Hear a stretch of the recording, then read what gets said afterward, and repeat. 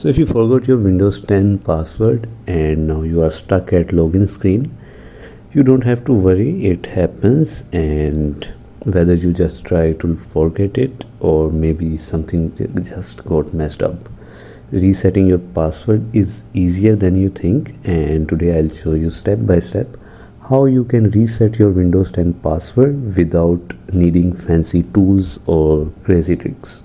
So let's get back into your computer fast and easy. So if you are using an email to sign in like Outlook or Hotmail, then you are using a Microsoft account. You can see it under the login screen where it says under the password box, click I forget password. When you click I forget your password, then you can follow the on-screen instructions like Microsoft will send a verification code to your email on your phone.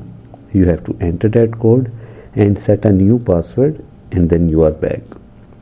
And if you are using a local account which is not linked to Microsoft, then it's a little different. And then when you are on login screen, you can click reset and it will ask you some security questions. You just have to answer them correctly, and then Windows will let you set a new password or just simply log in by with your old ones. And that's how you can reset your Windows 10 password easily. Make sure to create a new password you will remember this time, or you can just set up a pin for faster logins. And if this video helped you, leave it a like and subscribe for more simple tutorials like that. Or if you got any question, you can drop them in the comments and I'm here to help. Catch you in the next one.